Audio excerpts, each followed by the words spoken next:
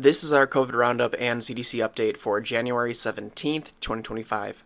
Before we dive in, I have to note that we're experiencing significant data lag still, so we still don't have a complete picture of what's actually happening at the present time. But starting off, we have a concerning trend with LP 8.1. Since the last reporting period, it doubled from about 8% to 15% of all variants by proportion.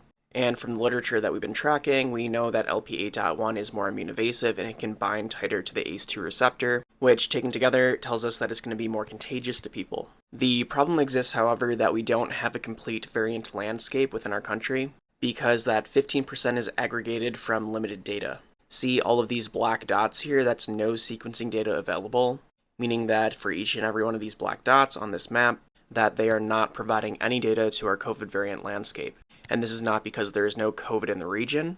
It is simply because the data is not being sampled, collected, sequenced, processed, analyzed, all of that good stuff. Next, due to the limited data and the delayed in the reporting frequency, we have a false map. The epidemiologic data seems to be showing that COVID is decreasing, but that doesn't seem to be the case. When we look to the NWSS map, we see maximum levels in the east and in the Midwest, denoted by this very dark navy blue. And when we get a little more granular, we see that at least 70% of the country is at moderate or high or very high levels of COVID in the wastewater, with about 42% being at the high and very high levels. So blowing up this map, see all the red and the orange dots all across, still primarily focused in the Northeast, the Midwest, and starting to leak across the country. Well, that is showing very high levels of COVID in the wastewater. And this map is very interesting because when we see high levels here, that means they're very high, because it does the percentage of this coloring based off of their historic highest levels ever recorded, where 0% means that levels are the lowest they've ever been, and 100% means they're the highest they've ever been. So when we're seeing orange and dark red all across the country, that means it's very high levels of COVID in the wastewater. There's a lot of COVID out there right now. And the problem becomes that with LP 8.1 rising, we have a true dominant variant that is here, that is just starting to pick up, which is going to mean that there's going to be more COVID spread. Because XEC wasn't really a dominant variant, it was more like a pseudo-dominant variant, one that was kind of a dominant variant just based on the circumstances, not necessarily because it was truly dominant, not because it truly outcompeted all the other variants. It was just fighting among a weaker crowd.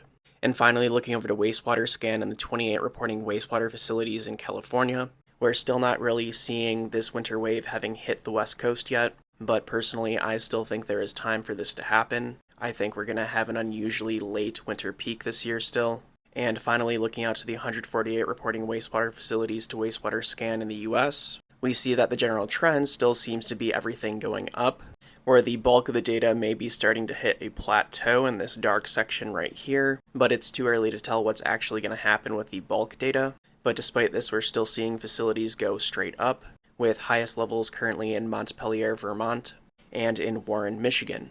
And even when we look to Verily and wastewater scan, we're still seeing a trending signal that is appearing to go upwards for both the northeast of the country and the Midwest, where the winter wave hasn't seemed to hit the south and the west just yet, which also indicates that we have not gone through our full spatiotemporal spread of COVID this year, which would also potentially be an indicator that we haven't gone through the entire cycle of this wave just yet.